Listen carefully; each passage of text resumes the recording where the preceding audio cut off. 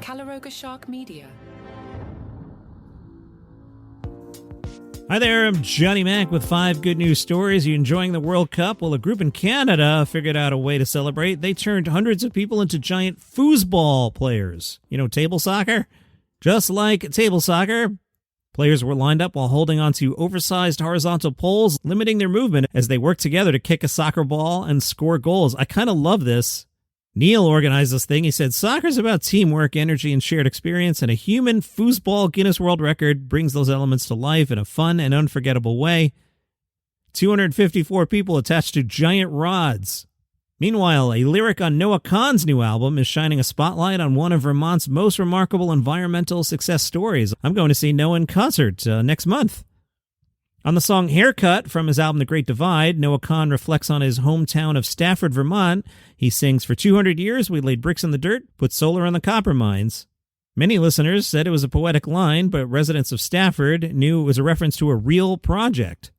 The former Elizabeth mine was once one of Vermont's most productive copper mines. The site closed down in 1958 and left behind significant environmental damage, including contaminated waterways and toxic waste. By the early 2000s, nearby rivers were suffering from extremely high copper levels. Local residents faced concerns about water quality and environmental health. There was a cleanup effort led by the Environmental Protection Agency. Then came an idea. Local advocates proposed covering the former mine with solar panels rather than developing into farmland. In 2021, a 20,000-panel solar farm was installed. Today, the solar array generates around 8.7 million kilowatt hours of electricity, enough to power more than 1,300 Vermont homes. Now let's see what they can do about stick season. Southern California, the home of the world's largest wildlife crossing, the Wallace Annenberg Wildlife Crossing, began construction in 2022. The massive overpass stretches across all 10 lanes of US 101. Dr. Seth Riley of the National Park Service said this is a vital crossing in one of the last undeveloped areas on the 101, and building a safe passage gives us a chance to ensure the future of the mountain lions in the Santa Monica Mountains and the LA area. Project officials recently reported seeing a hummingbird using this structure. Somebody tell the bird they probably could have just flown across, but okay, I'm happy it's being used. And I am in favor of animal crossings. In Oklahoma, a family that took in a pregnant stray cat wound up with a surprise addition to the litter. No, not another cat.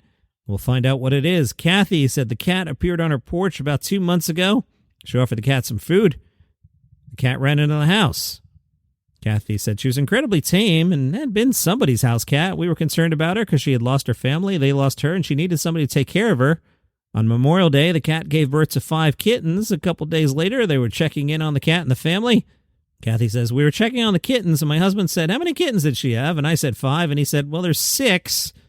And I looked and said, that's a bunny. Yes, somehow a baby rabbit has joined the cat family, and the mother cat appeared perfectly happy to treat it as one of her own. Kathy joked, thank God it wasn't a rat.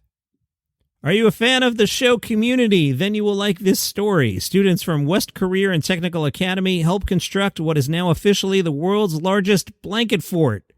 The massive structure was built inside the Desert Breeze Community Center in Las Vegas, 14,103 square feet.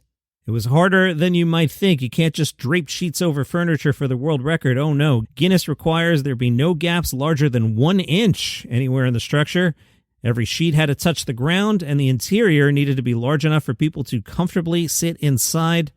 The project was about much more than breaking a world record. It was about bringing the community together, creating unforgettable memories for foster and kinship families, and raising awareness for the needs of children and caregivers in foster care. And those are your 5 good news stories for today. You have an awesome day.